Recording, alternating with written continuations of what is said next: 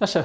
Демек ушу менен түдү системасына кирген бүт барлык темаларды түбүнү буга чейин бүттүк эле. Түбүгө кирген системаны эми түдүгө кирген бүт барлык темаларды бүт барлыгын бир катар жыйынтыктайбыз. Эми сиздерге маалым болгондой биз биринчи түдү системага киргенде түдүн өттүк эле. Түдү боюнча I will day he sheet, I will day work, he sheet works деп ушуну түдүн өткөнбүз, туурабы? Анан to have боюнча I will day he sheet, I will day have he sheet has дедик, туурабы? Ал эми must'ка келгенде бүт барыгына must болду. Ал эми азыркы өткөн темада I will day have spoken, he sheet has spoken деп perfect tense дедик, туурабы? Эми келер шагына караңыз. Келер шагында түдүдө не дедик? I will work дедик, туурабы? Түдүгө келгенде. Ал эми to have-ке келгенде эмне кылдыңыз? Work'тун ордуна have-ка айланып койсоңуз. I will have болуп калды. Эмне болду? Work have калмашып калды. Have-ка келгенде. Ал эми must-ка келгенде не десе? I will have-ке эле to'ну кошуп койдуңуз. Бул must-тын келер шагы болуп калды. Ал эми азыр гана өткөн бул perfect tense-те ушул эле I will have-тен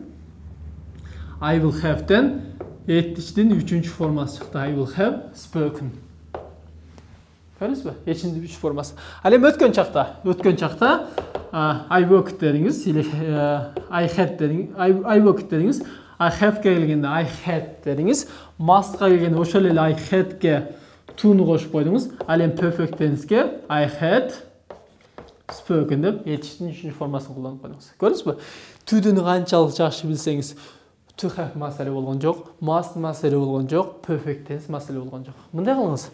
Элестетиңиз да, бул түдү. Бул биздин бабабыз деп эсептейли, атабыздын чоң атасы.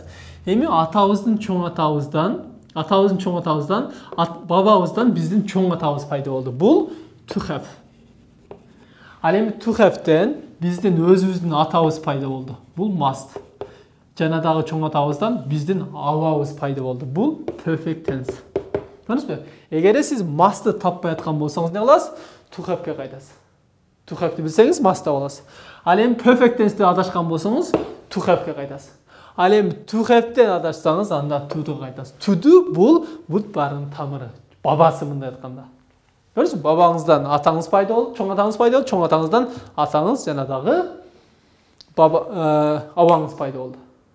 Мынау баба I will work, I will have, мындан дагы have-тен to чыкты, have-тен кийин 3-чү формасы келди. Ушул менен биз түдү системасын жыйынтыктап алдык. Ал эми ошол түдү системасын жыйынтыктаганыбыздын биз бул жакта жалпы көрүнүшүн мол 51-чи бетте, китептин 51-чи бетинде берилген. Ошол ар бирине ушул эле мисалды жалпы бир картинкага бергенбиз. Бул жалпы бир картинка берилиши сизге эмне жөнүндө кетип аткан жалпы образы, жалпы картинканы бир түшүнүүгө оңой болот, жөнөкөй болот, жана да жеңил болот. Ал эми сиз ошону жанагы биз түбүнү бир бетке, түдү системасын бир бетке жазып алып туруп, кез-кезде кайталанган эстегөнгө жеңил болот. Жакшы, аны эмесе ушу менен perfect tense түдү системасы бүттү. Эми караңыз. Түдү бул бир алаканыңызда болду, to be бир алаканыңызда болду. Ошентип англис тили алаканыңызда деген китеп ушунун негизинде келип чыкты. Көрдүңүзбү? Түдүнү билсеңиз бүт баарык тема кетти, түбүнү билсеңиз калган темалар кетти. Ошентип англис тили оп-оңой болуп сиздин алаканыңызга салынгандай эле жеп жеңил болуп калды. Түшүнүп алды? Жакшы. Азыр тема түшүнүп болду, жалпы жыйынтыктап алдык.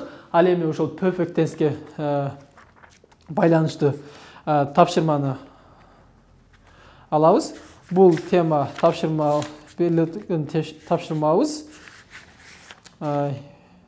Өтүлгөн тема бул 49-чу бетте. 49-чу бетте perfect tense берилген. Ал эми ошол 49-чу 50-чу бетте 7 сүйлөм берилген perfect tense-ке байланыштуу. Сиз ошол 7 темага perfect tense-ке байланыштуу 7 теманы 7 сүйлөмдү чактарга айнатыңыз, 6-чы сүйлөм чыксын.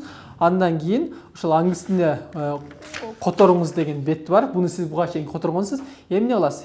Сиз мындан кийин ушудан кийинки бүт perfect tense буга чейин өтүлгөн темаларды can, may, must өткөндө да perfect tense-ке байланыштуу сүйлөмдөр бар эле го. Сиз аны кайсы теманы биз өтө элекпиз го деп калтырып кеткен элеңиз. Эми сизге тапшырма ошол perfect tense'ти мына чактарга айлантып I have spoken, have I spoken, I haven't spoken деп чактарга айлантып эстеп жаттагандан кийин 63 сүйлөмдү чыгаргандан кийин 63 сүйлөм чыгаргандан кийин бүт англис тилине которуңуз деген беттеги ошол perfect tense'ге бүткөн деген теманын бүт баарыгын которуп чыгасыз. Бул ошо аябай сизге бышыкталат, аябай чоң жардам берет. Андан кийин туура эмес этиштерди жаттай элек болгон болсоңуз кез-кезде кайдалап туруңуз, аны албетте унутуп калмаңыз. Эмне кылыңыз? Демек, туура эмес этишти биз кечээки өткөн passive voice аябай көп колдонот экенбиз. Ал эми perfect tense'ти дагы колдонот экенбиз. Passive voice менен perfect tense этиштин 3-чү формасы болмой сайын эч качан курулбайт экен. Аны билбей сайын биз аны колдоно албайт экенсиз. Passive voice менен perfect tense ошон үчүн этиштин 3-чү формасын албетте жаттаңыз.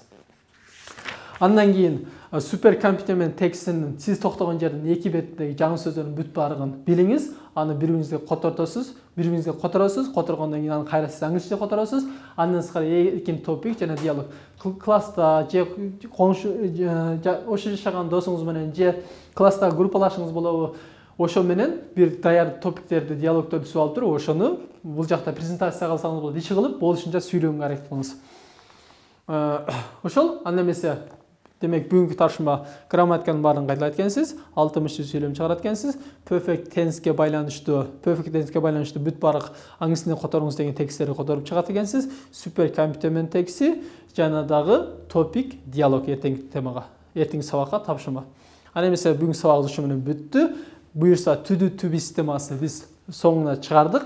Эми биз алдыда сабактарды to-do to be системасы бүттү. Эми мындан кийин ошол затата, сынаточ, ортодо анчалык эле татаал болбогон темаларды өтүп алабыз дагы. Андан соң бизде to-do менен to be'нин аралашкан системасы. Бир аз татаалыраак. Мен мынанча убакыттан бери иштеп келаткам.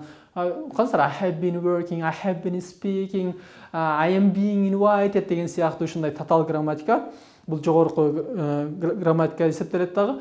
Ал нерсеге чейин сиздер буга чейин өтүлгөн to-do to be системасын жакшы автоматчы жеткирип кайталайбыз, бышыктайбыз, ортодо көп сөздөрдү практика көп кылабыз. Ал эми андан даяр болуп калганда, иншалла буюрса, аралашкан системасын өтөбүз. Ошо менен сиздерге башка мугалим деле жалдаштын зарылчылыгы болбой калат. Болгону өтүлгөн темаларды болушунча бышыктап, аны практикада колдонуп, ар бир мүмкүнчүлүктү пайдаланганга аракет кылыңыз. Ошол гана сизди практика.